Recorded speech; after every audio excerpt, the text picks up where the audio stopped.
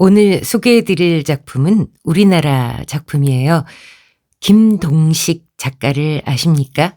썼다 하면 베스트셀러를 만들어내는 용접공 출신의 젊은 작가죠.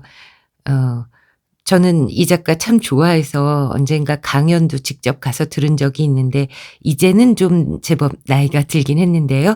자, 짧은 단편들만 위주로 쓰는데요. 그래서 2편 모아서 읽어드리도록 하겠습니다. 둘 다 살인에 관련된 이야기여서요. 저희 안잡이 채널과도 성격이 잘 맞습니다. 들어보세요.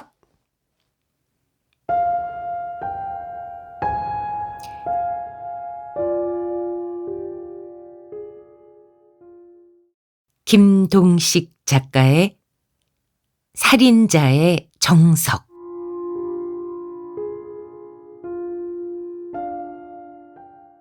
세상에 이런 악연이 또 있을까? 정숙이 영업을 하러 들어간 집에서 하필 그 여자 부모를 만날 줄이야. 덕분에 잊고 있었던 몇 달 전의 그날이 떠오르고 말았다. 내가 그 여자를 죽였던 그날의 기억이 말이다. 그 집 거실에서 그 여자 사진을 보자마자 나는 깜짝 놀랐다. 하지만 금세 평정을 되찾았다. 어차피 내가 그녀를 죽였다는 건 이 세상 누구도 모르는 일이니까. 말하긴 좀 그렇지만 정말 놀라울 정도로 완벽한 살인이었다. 티끌만한 단서조차 없어서 경찰이 아예 수사조차 시작하지 못했다고 들었다.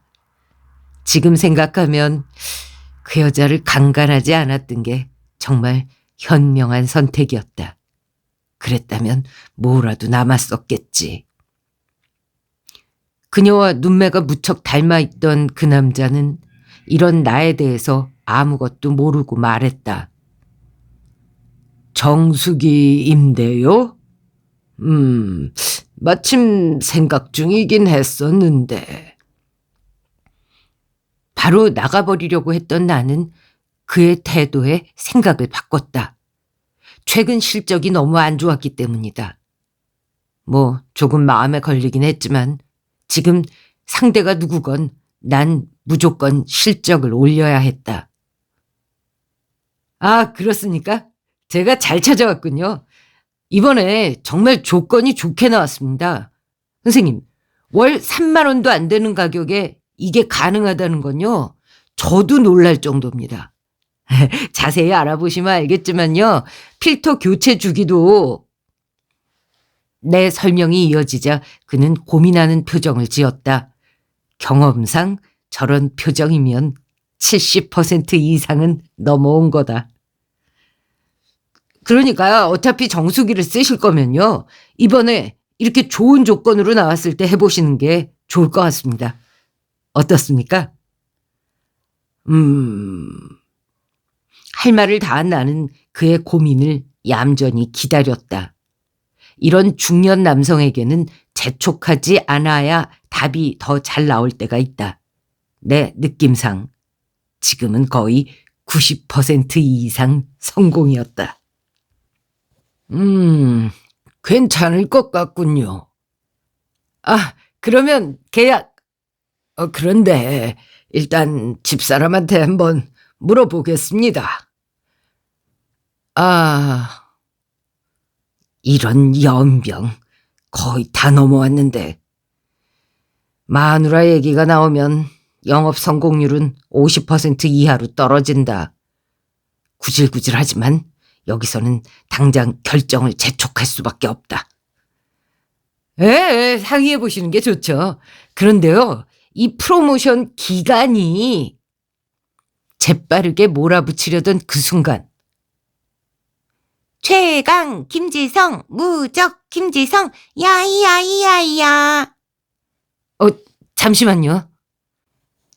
휴대폰 벨소리에 대화는 끊겼고 나는 번호가 070인 걸 확인한 뒤 그냥 꺼버렸다. 망할, 중요한 순간에 광고 전화라니 짜증이 났다.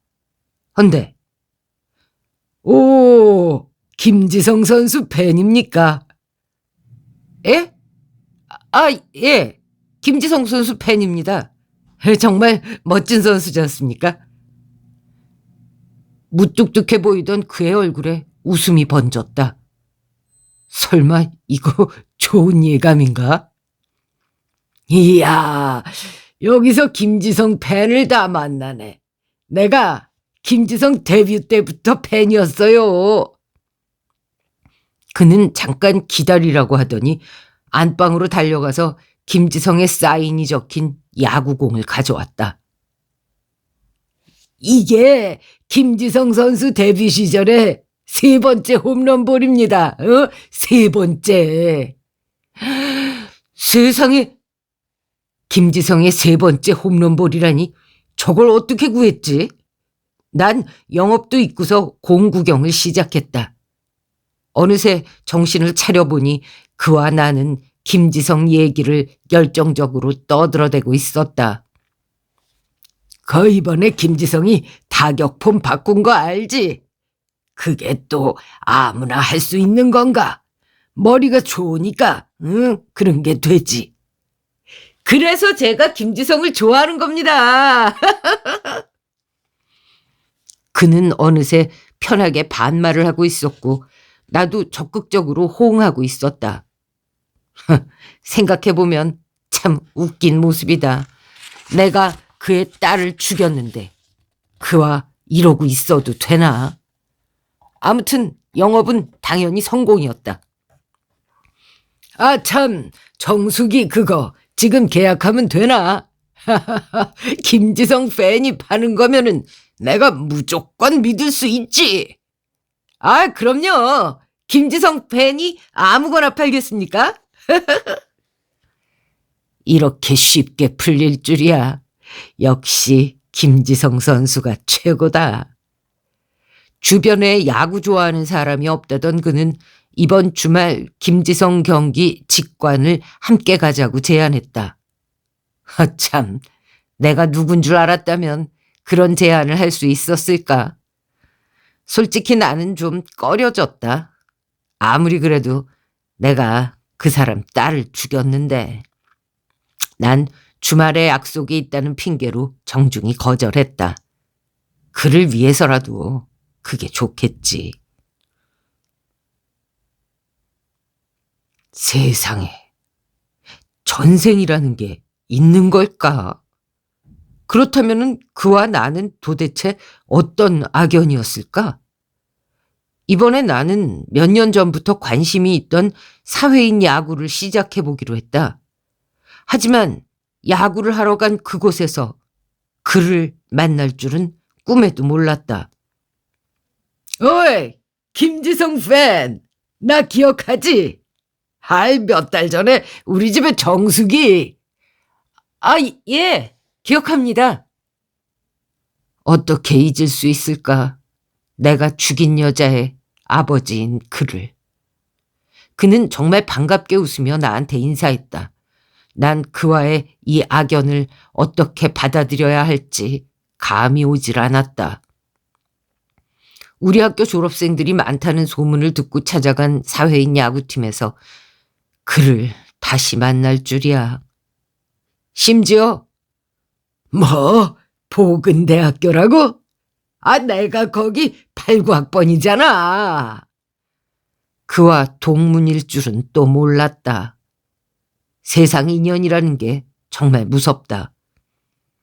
그는 나를 몹시 반겼지만 나는 그 야구팀을 계속 다닐 수 없었다. 아무리 그래도 내가 당신 딸을 죽인 사람인데 그와 더 가까워진다는 건 너무 코미디다. 그리고 솔직히 말해서 나는 그 사람 인상이 좀 별로였다. 아니, 자기 딸이 죽은 지 얼마나 됐다고? 그거 너무 잘 살고 있는 거 아닌가? 참, 즐길 거 다 즐기면서 저렇게 살 수가 있다니. 참, 인간이라는 게 뭔지. 그는 내가 아쉬웠는지 가끔 주말이면 야구 안 나오냐는 문자를 보내왔다. 일이 바쁘다는 핑계로 무시하듯 피했지만 인생사 인연이라는 건 정말 어떻게 풀릴지 모르는 일이었다. 몇 달 뒤 실적 때문에 난 회사에서 잘렸고 그래서 술집에서 소주를 퍼마시고 있었다. 그런데 아니 이게 누구야? 후배! 여기서 또 후배를 만나네. 진짜 인연이다 인연. 어? 아, 인연이 아니라 악연이었다. 도대체 어떻게 이렇게까지 악연이 이어질 수 있는 거지? 정말 알 수 없는 일이었지만 난 이번에도 그에게서 거리를 두고 벗어나려고 했다. 그런데 그가 나한테 솔깃한 제안을 해왔다. 뭐? 잘렸다고? 아, 그럼 우리 회사 들어오면 되겠네. 일도 별로 안 힘들어. 야구할 시간이 충분하다니까. 아, 나는 갈등했다. 그의 회사는 전에 직장보다 월급도 좋고 일도 편했다.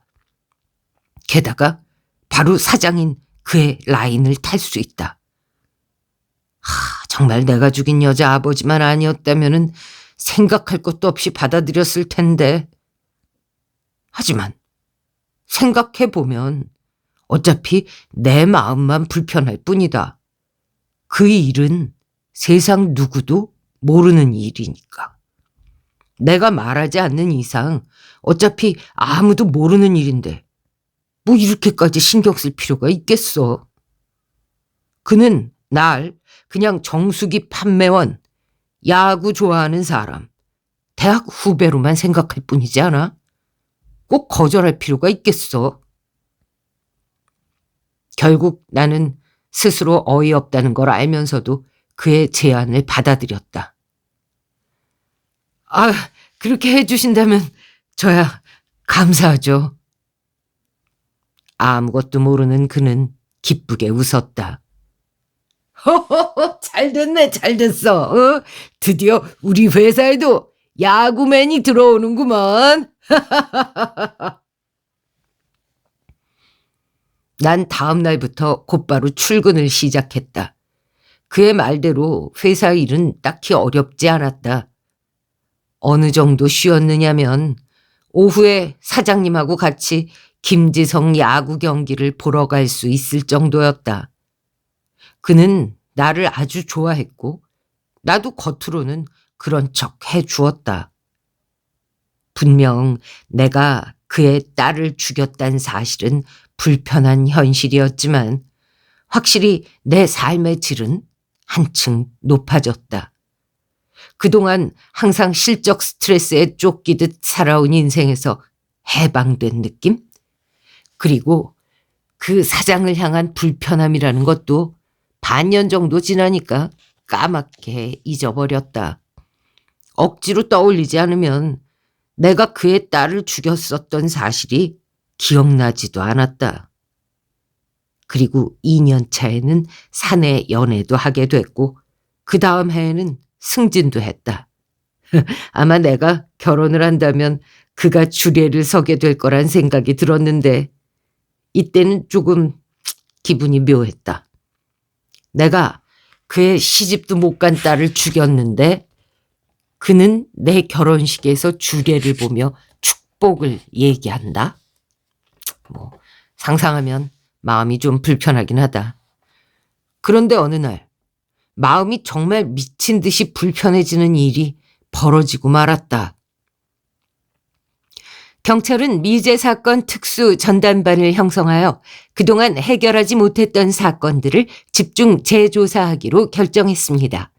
대표적 사건으로는 그 목록에 내가 저지른 살인사건이 있었다. 난 심장이 미친 듯 쿵쾅거렸다. 그동안 그냥 잘 살고 있던 것만 같았던 그는 그 소식을 듣자마자 눈물을 흘렸다. 그는 딸의 억울한 죽음을 잊은 게 아니었던 거다. 아니, 절대로 못 잊고 있었다. 난 불안했다. 설마 걸릴 리야 없겠지만 아니, 안 돼, 안 돼. 난 지금의 이 평온한 일상을 절대 잃고 싶지 않았다. 그 어느 때보다 불안한 나날이 이어졌다. 가끔 뉴스에서 미제 사건 전담반 소식이 들릴 때마다 난 스트레스 자극을 받은 실험용 쥐처럼 움츠러들었다. 그런 나날은 약 3개월간 지속됐다. 어느 순간 그의 얼굴에서 체념을 읽어냈을 때 그제야 나는 다시 안심할 수 있었다. 경찰은 그 사건에 대해서는 아무것도 찾지 못했다. 다른 사건은 몰라도 내가 저지른 완벽한 살인에 대해서는 말이다. 오히려 경찰은 괜한 기대심만 품게 해서 그를 쇠하게 만들었다. 그 3개월 동안 그는 많이 늙은 것처럼 보였다. 헌데 그는 한 회사의 리더로서는 정말 인정할 만한 인물이었다. 그동안 어두워진 회사 분위기를 반전시킬 셈이었는지 올해의 단합대회를 과감하게 필리핀으로 결정했다. 직원들은 해외여행 간다고 들떴고 금세 분위기가 밝아졌다. 필리핀에 도착해서도 그는 다른 누구보다도 밝게 행동했고 우리는 즐겁게 관광을 즐길 수 있었다. 이때까지만 해도 나는 그와의 인연이 필리핀에서 끝나게 될 줄은 상상도 못했다. 그와 나는 늦은 밤에 술을 좀 더 마시기 위해서 숙소를 빠져나와 택시를 잡았다. 하지만 우릴 태운 택시는 목적지가 아닌 낯선 공간으로 우릴 안내하고 있었다. 얘 뭐야? 어디가? 뒤늦게 상황을 눈치챘을 땐 이미 택시기사가 강도로 돌변한 뒤였다. 그 기사가 날이 시퍼런 칼을 꺼내들고 돈을 내놓으라고 외치는 바람에 난 얼음처럼 굳어버렸다. 하지만 사장은 나와는 달리 곧바로 문을 열고 뛰어내렸다. 자네도 도망가! 강도는 당황하며 곧장 그를 쫓아내렸고 나도 뒤늦게 차에서 내렸다. 그는 조금 떨어진 곳에서 강도와 몸싸움을 벌이고 있었는데 내가 채 다가가기도 전에 강도의 칼이 사장의 몸을 파고들고 있었다. 몇 번이고 배를 찔러대던 그 강도는 마지막으로 그의 목을 찌르고 도망쳤다. 멀리서 벌벌 떨고만 있던 나는 강도가 사라지고 난 뒤에야 그에게 머뭇머뭇 다가갈 수 있었다. 가까이에서 본 그의 상태는 끔찍했다.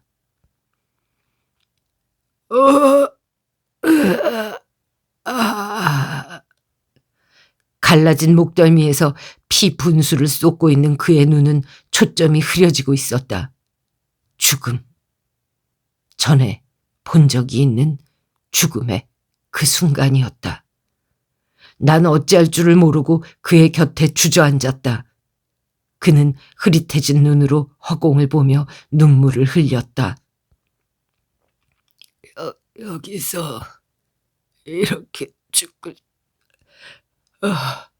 내 딸 해와 보고 싶어. 해와.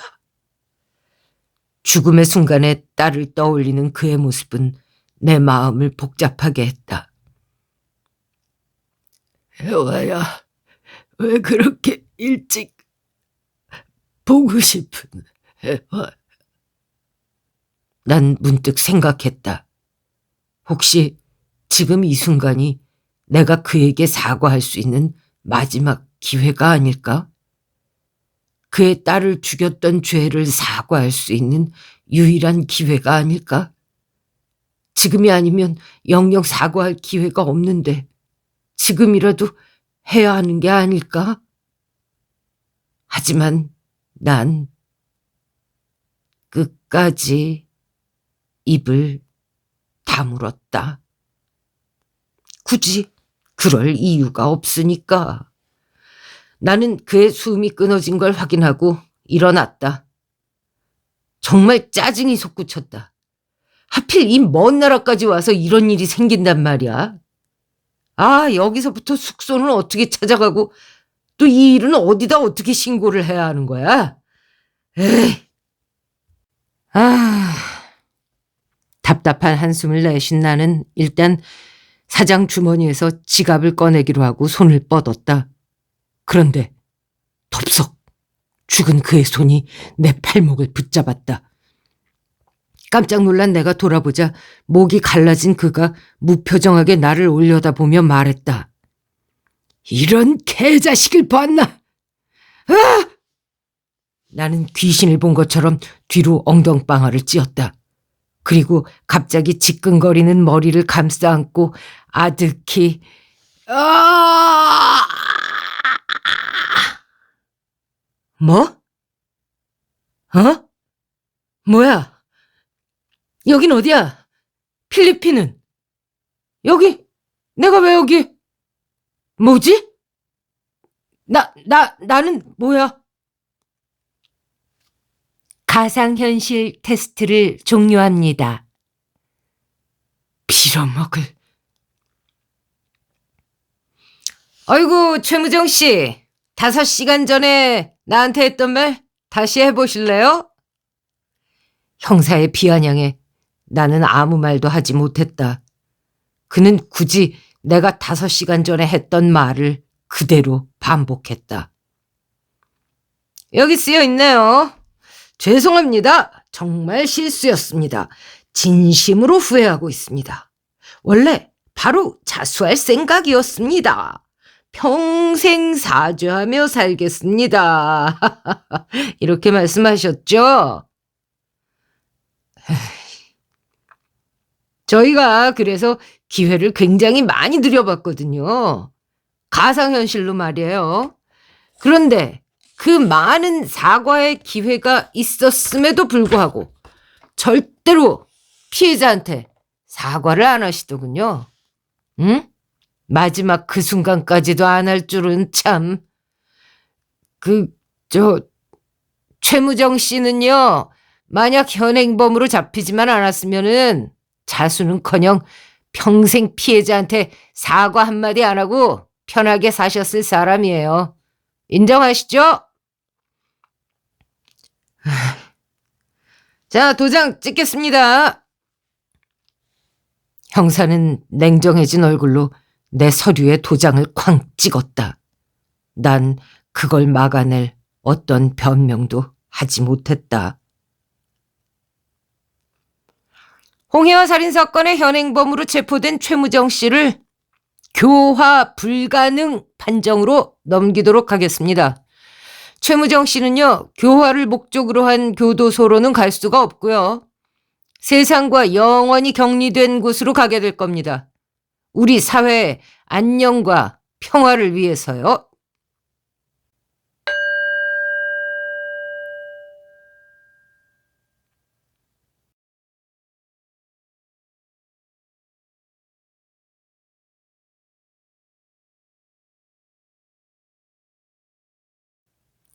김나무 선생의 노량진 이야기.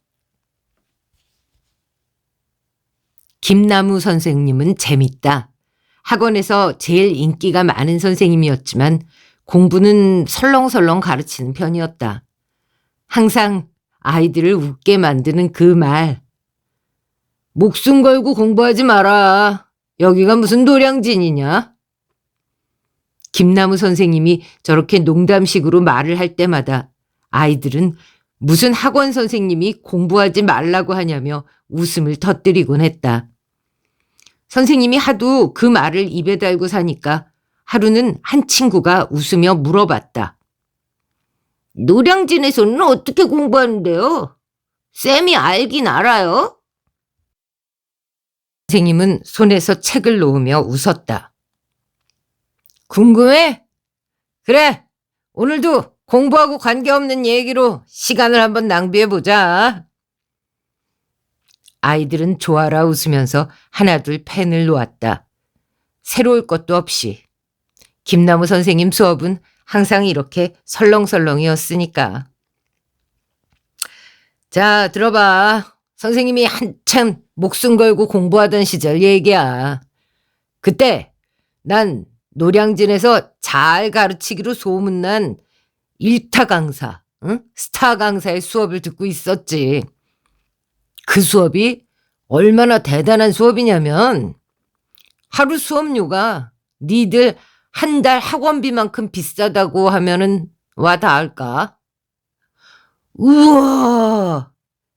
아이들은 놀란 얼굴로 감탄사를 내뱉었고 김나무 선생님은 그 반응에 만족한 듯 웃으며 얘기를 계속 이어나갔다. 그런데 어느 날 수업 시간에 이 강사가 들어오는데 모양새가 좀 이상했어. 눈은 퀭하고 복장도 머리도 정돈되지 않은 느낌이었지. 평소에는 굉장히 깔끔하게 하고 다니거든. 게다가 술 냄새도 좀 풍기는 것 같았고. 근데 이 강사가 교탁에 서서 아무 말도 없이 학생들을 바라보기만 하는 거야. 그러니까 학생들도 이상하게 쳐다봤겠지? 왜 저러지? 이렇게 생각하면서 말이야. 계속 그러고 가만히 있으니까 누가 나서서 무슨 말이든 해야 되지 않나 싶을 타이밍에 강사가 이렇게 말을 했어. 첫사랑 얘기해 줄까? 김나무 선생님은 이게 엄청난 말이라는 듯 과장된 얼굴로 입을 벌렸지만 이 학원에서 놀라는 아이들은 없었다. 선생님은 입맛을 다시며 계속 얘기를 했다. 아무튼 학생들은 어리둥절했지. 아니 수업밖에 모르는 저 양반이 갑자기 왜 저러나. 그래서 보고 있는데 강사가 멋대로 얘기를 시작하는 거야. 나는 평생 공부만 하느라 여자친구를 아주 늦게 사귀었어. 31살에 처음 만났으니까. 난 그녀에게 정말 빠져들었어. 2년 만에 결혼했을 정도니까 말이야. 그녀는 예뻤고 착했고 가정에 헌신적이었어. 그녀와 결혼할 수 있어서 난 정말 행운아라고 생각했지.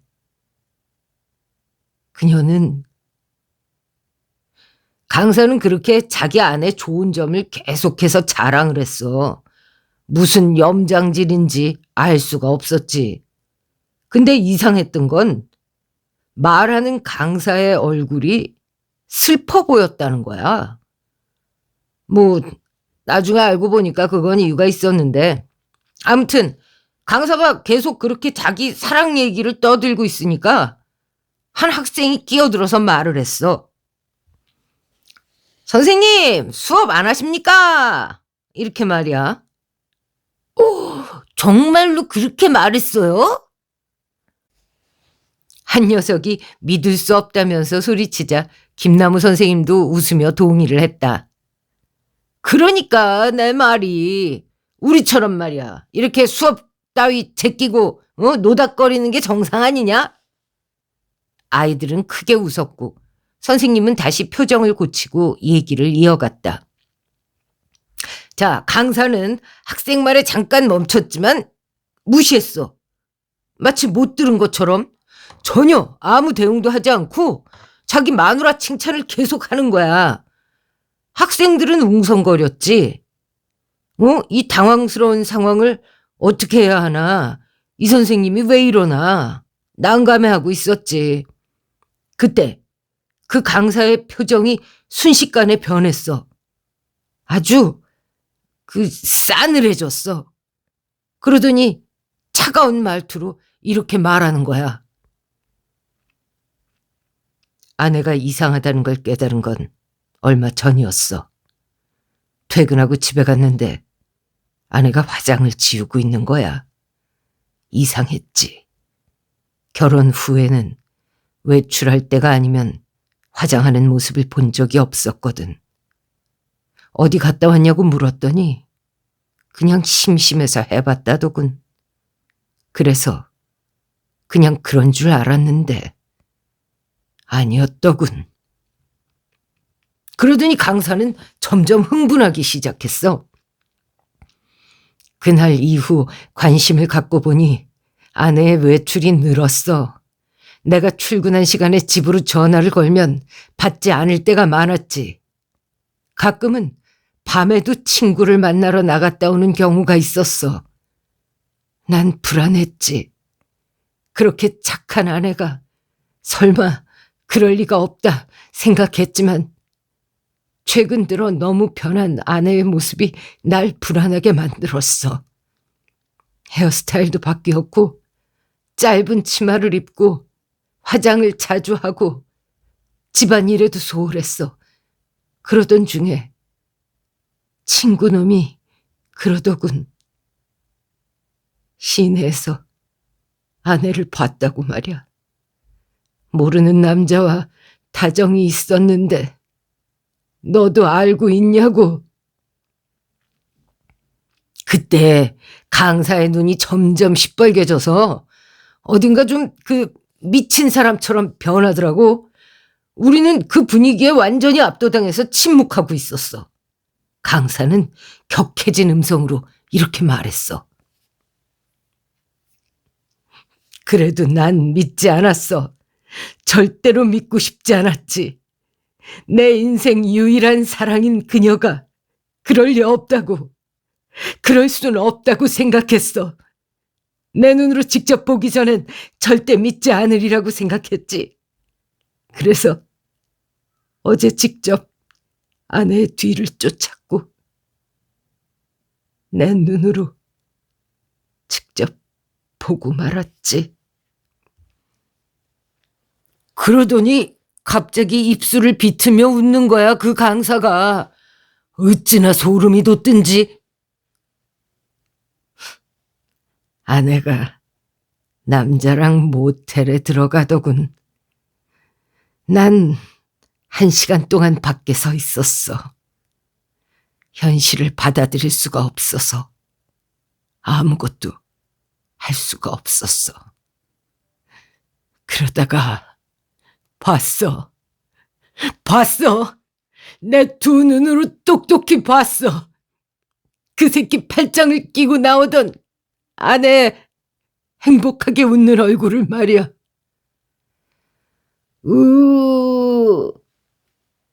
이 얘기를 듣던 아이들의 얼굴이 안 좋아졌다. 김나무 선생님은 고개를 끄덕였다. 그래, 우리도 그때 너희들하고 똑같은 표정이었어. 강사가 울고 있었거든. 미칠 것 같았어. 누구한테도 그 심정을 말할 수 없었어.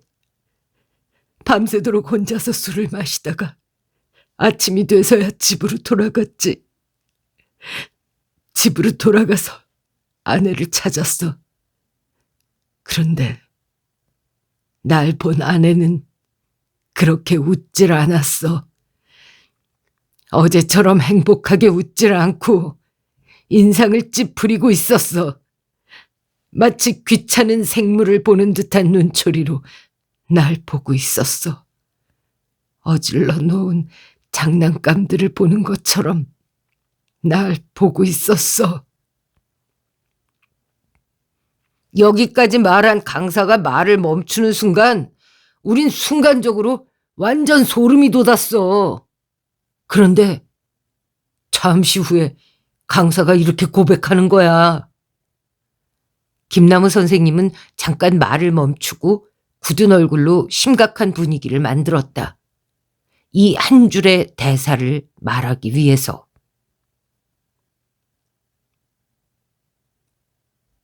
나는 달려가 아내의 목을 졸랐어. 으아! 깜짝 놀란 아이들의 목소리가 절로 터졌다. 김나무 선생님은 굳은 얼굴로 마치 자신이 그 강사인 것처럼 몰입했다. 내가 목을 조르자 놀란 아내는 버둥거리고 부릅뜬 눈으로 날 노려보고 팔을 휘젓고 내 팔을 쥐어뜯고 캑캑거리고 침을 흘리고 시뻘개졌지. 그래도 난 끝까지 이를 악물고 손에서 힘을 빼지 않았어. 아내는 점점 힘이 빠지더니 결국 움직임을 멈췄어. 내가 손을 놓아버리자 마네킹처럼 미동도 하지 않았지.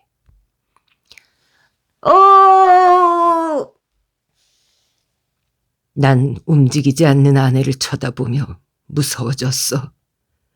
당장 욕실로 달려가 아내의 침이 묻은 손을 씻었어.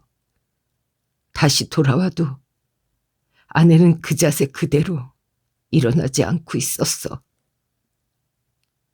내가 아내를 죽인 거야.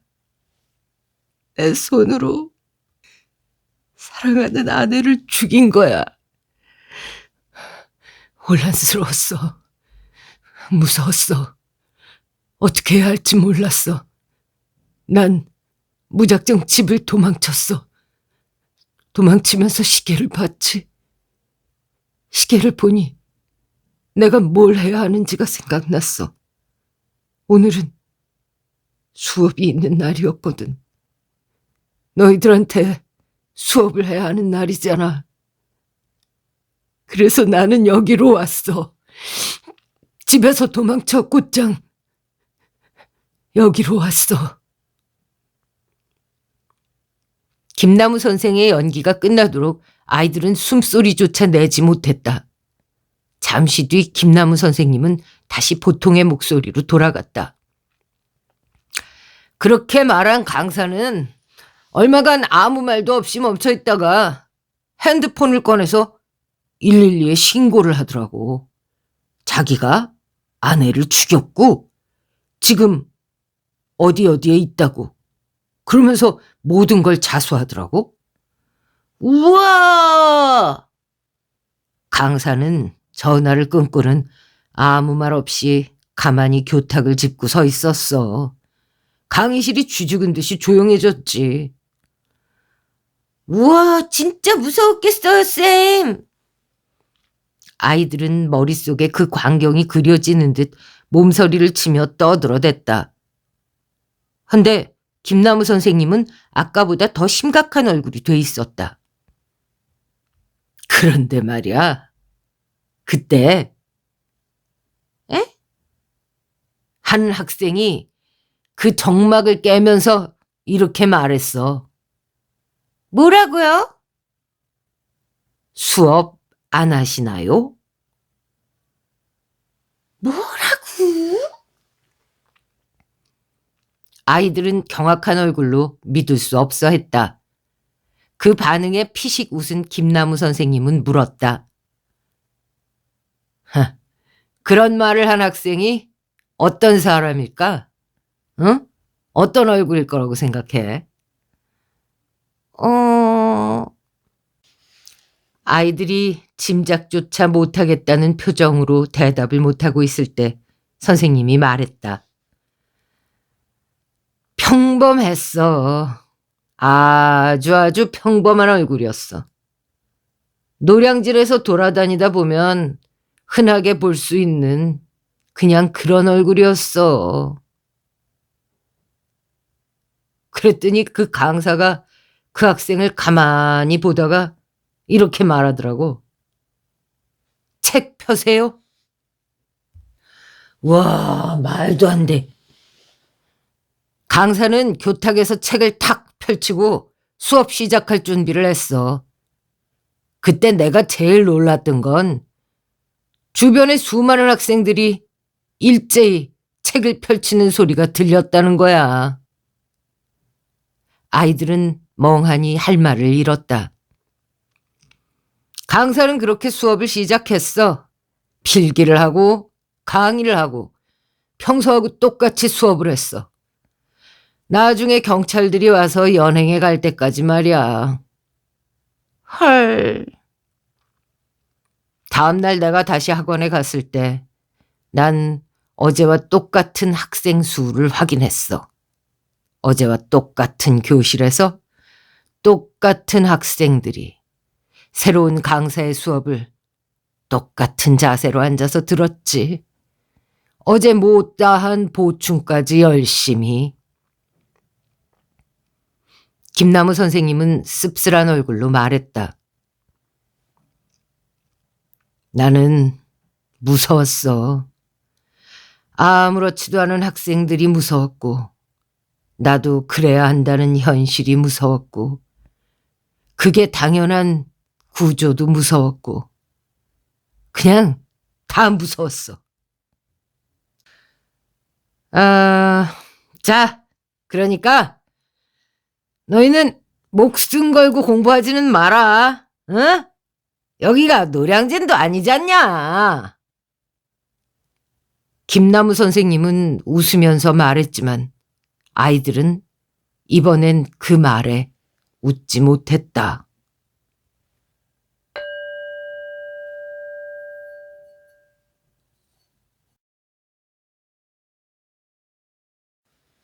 김나무 선생님의 층간소음 이야기. 김나무 선생님 과외는 재밌다. 나랑 나이 차이가 별로 안 나서 그런가. 정말로 친구 같은 선생님이다.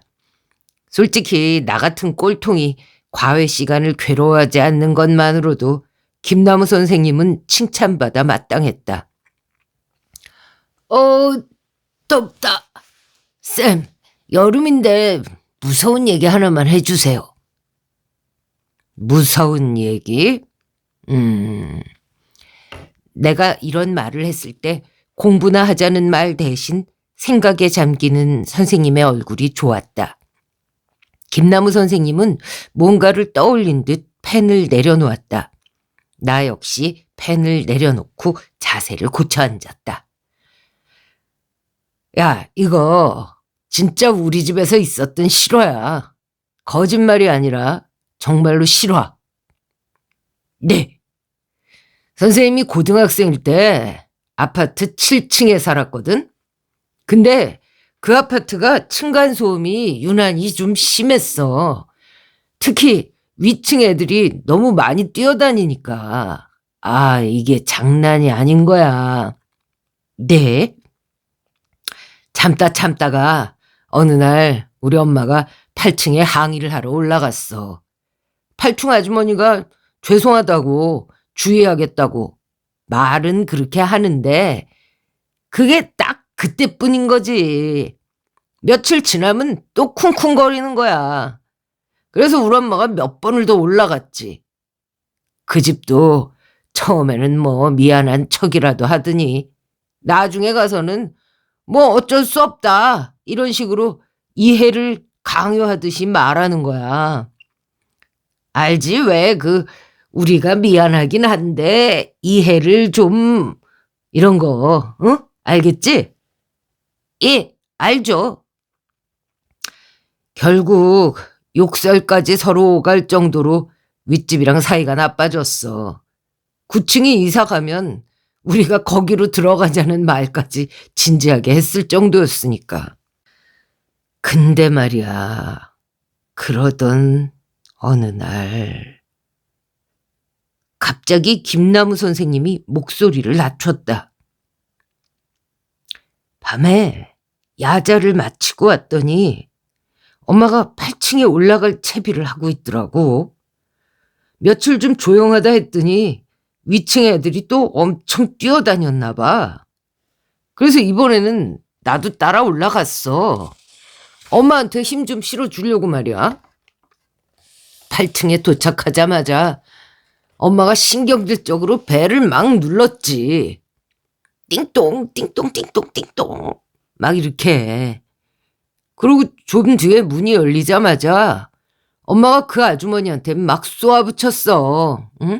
아니 몇 번을 말해야 알아들어요. 이 밤에 애들이 자꾸 뛰어다니면 어쩌자는 거예요. 애들 안 재워요. 제발 애들 좀 못 뛰게 하라고요. 근데 그 아줌마 얼굴이 사색이 되더니 갑자기 우리 엄마 팔을 붙잡고 막 매달리면서 이렇게 말을 하는 거야. 정말 우리 애들 뛰는 소리가 들렸어요? 우리 애들이 지금 여기서 뛰었어요? 정말 그랬어요? 우리 애들이 여기 있어요. 정말이에요? 아줌마 표정이 혼이 나간 것처럼 보였는데 자세히 보니까 머리도 산발이고 상태가 좀 이상하더라고. 그러거나 말거나 엄마는 짜증을 내면서 막 소리를 쳤지. 그래요. 그러니까 애들 좀 뛰게 하지 말라고요. 어찌나 쿵쿵 뛰어다니는지 시끄러워서 못 살겠네 진짜. 그랬더니 아주머니가 갑자기 눈물을 줄줄 흘리더라고.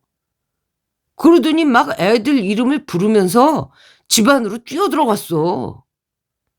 참, 알고 봤더니 그 집 애들이 며칠 전에 교통사고로 다 죽어버렸던 거야. 이제 그 집에서는 쿵쿵거리면서 뛰어놀 아이들이 없었던 거지. 헉!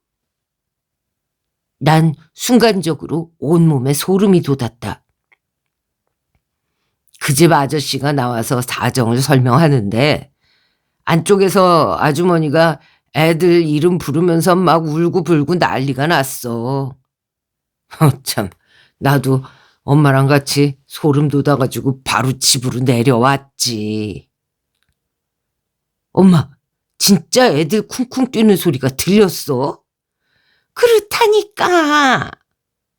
와, 진짜 무섭더라. 응? 집에 들어갔다가 혹시 또 애들 뛰는 소리 들리면 어떡하나 겁이 나더라고. 듣는 나도 정말 무서워져서 팔뚝을 쓰다듬었다. 그런 내 모습을 가만히 지켜보던 김나무 선생님의 얼굴이 갑자기 무표정해졌다. 그런데 말이야, 내가 더 소름 돋았던 게 뭔지 아냐? 예? 뭔데요? 집에 돌아와서 엄마는 바로 화장실로 가고 나는 거실에 있던 아빠한테 가서 호들갑을 떨었거든. 아빠, 진짜 소름 돋아. 세상에, 윗집 얘기 들었어? 그랬더니 그때 아빠가 그러더라. 낮에 네 엄마가 말해줬어. 윗집 애들 죽었다면서. 에이, 요즘 안 보인다 했더니. 네? 엄마는 이미 낮에 소식을 들어서 알고 있었던 거야. 근데 알면서도 모른 척 올라가서 그렇게 거짓말을 한 거지.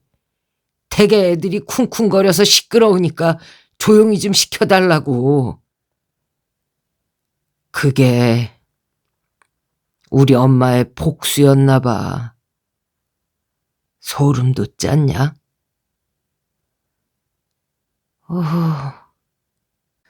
온몸에 솜털이 곤두설 정도로 소름이 돋았다. 어떻게 반응해야 할지도 알 수 없었다. 선생님, 어머니 얘기니까. 선생님은 담담하게 날 바라봤다. 야, 그때 화장실에 들어간 엄마 표정이 어땠을지 난 상상할 수도 없어. 하지만 그날 깨달은 게 있지. 선생님은 내 눈을 가만히 바라보았다. 내가 사랑하는 가족이 실은 좋은 사람이 아닐 수도 있다는 거. 콩깍지를 벗고 보면 누군가한테는 아주 끔찍한 사람일 수도 있다는 거.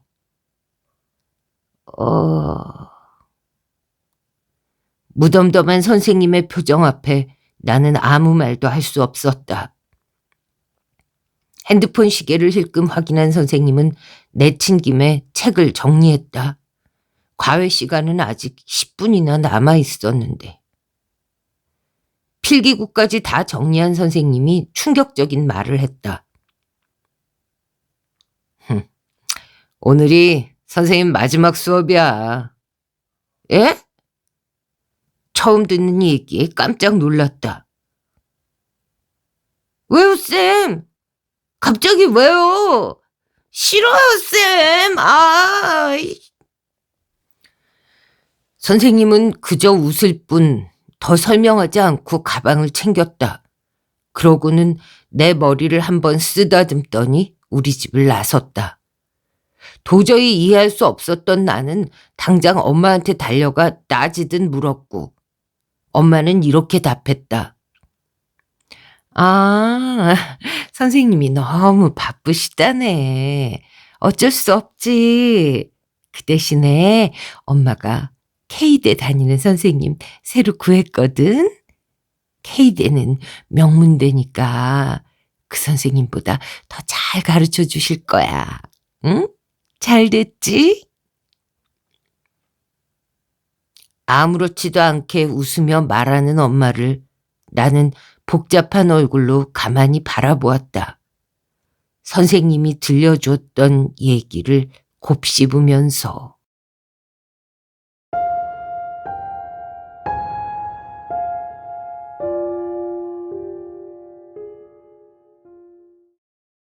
네, 이렇게 김동식 작가의 단편집 살인자의 정석에서 제목 그대로 살인자의 정석, 또 김나무 선생의 노량진 이야기, 그리고 지금 들으신 과외 선생님 김나무 선생님의 그 소름 돋는 이야기, 층간소음 이야기 3편 들려드렸습니다.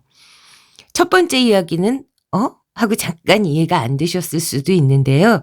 이제 김동식 작가는 우화처럼 소설을 쓰는 분이에요. 그래서 현실에 기반을 두지만 굉장히 상상력을 많이 이용한, 그러다 보니까 이제 이 작품에서는 가상현실이 현실화돼 있는 그런 세상을 가정하고 쓴 거죠. 그래서 가상현실 세계에 들어가면 사람이 타고난 본성대로 행동을 하게 된다는 설정인 겁니다. 그래서 어떤 살인범을 현장에서 잡았는데 이 사람이 이제 잡혔으니까, 현장에서 잡혔으니까 막 잘못했다고, 내가 자수할 생각이었다, 우발적으로 그랬다, 막 이렇게 죄를 빌었나 봐요. 그러면 이제 감경사유가 되죠.